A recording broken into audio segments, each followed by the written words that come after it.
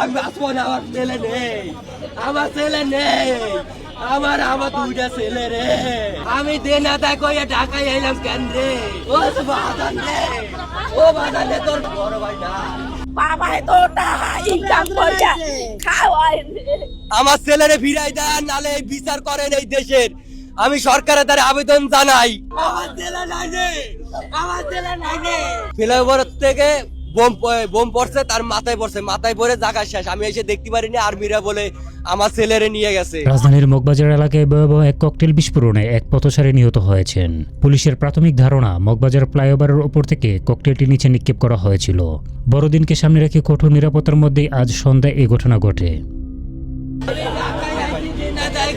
আমি ঢাকায় আইছি কাজ করতে, আমার ছেলেরে কুয়াই বেলাইছি, আমার ছেলেরে কুয়াই বেলাইছি। প্রত্যক্ষদর্শী ও পুলিশ সূত্রে জানা গেছে, আজ বুধবার সন্ধ্যা 7:30টার কিছু সময় পর মগবাজার মোড়ে বাংলাদেশ মুক্তিযোদ্ধা সংসদ কেন্দ্রীয় কমান্ডারের সামনের মূল সড়কে একটি শক্তিশালী ককটেল বিস্ফোরিত হয়। বিস্ফোরণের সময় সেখানে থাকা একটি গাড়ি ডেকোরেশন প্রতিষ্ঠানের কর্মী সিয়াম গুরুতর আহত হন। রক্তাক্ত অবস্থায় তাকে পড়ে থাকতে দেখে স্থানীয়রা উদ্ধারের চেষ্টা করলেও কিছুক্ষণের মধ্যেই তিনি মারা যান। ডিএমপি রমনা বিভাগের উপপুলিশ কমিশনার ডিসি মাসুদ আলম ঘটনাস্থল পরিদর্শন করে জানান, প্রাথমিকভাবে ধারণা করা হচ্ছে ফ্লাইওভারের উপর থেকে ককটেলটি নিচে ছোড়া হয়েছে।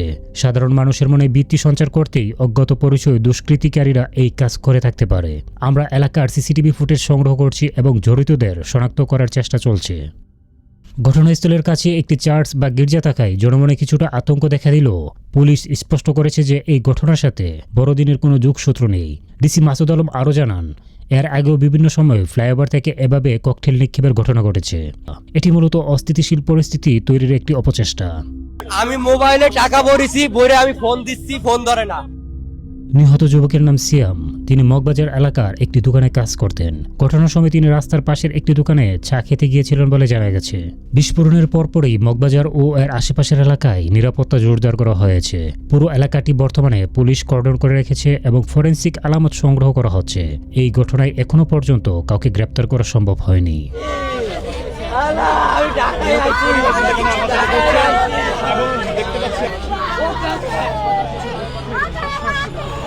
ঢাকায় আসা যাবে, আমি ঢাকায়